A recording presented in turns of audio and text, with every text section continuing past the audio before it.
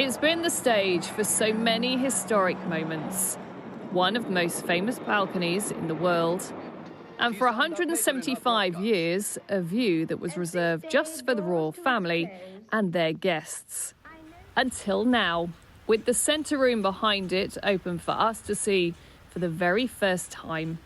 It might seem a bit strange when you're in a palace, but actually this room feels smaller than you'd expect because it's where the royal family get together, they mingle, they have a chat on those big occasions before those doors are then opened and they get to go out and see the public. Now, for the visitors, those doors are going to stay shut, but at least they get to have a peek through the curtains.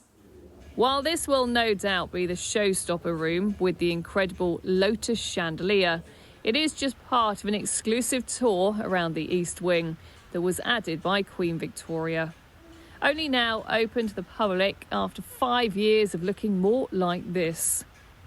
With 47,000 floorboards removed and relaid, this wallpaper in the yellow drawing room had to be taken down, cleaned and rehung, along with 3,500 priceless pieces.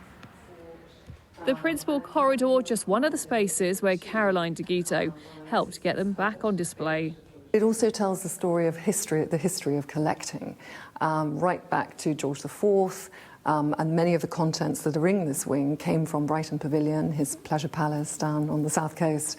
But also it tells us a lot about Queen Victoria and Prince Albert and the way that they had this wing built and the way that they occupied and used it, because many of the pieces that we see here have been here literally since the wing was completed in 1850.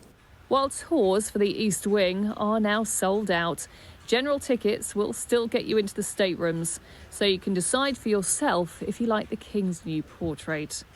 A man who is continuing his mother's tradition of opening the palace, and in fact has agreed it can be open for more days. Conscious, it would seem, of the need to justify the public money that's being spent, and to capitalise on the interest that never seems to fade. Rhiannon Mills, Sky News, at Buckingham Palace.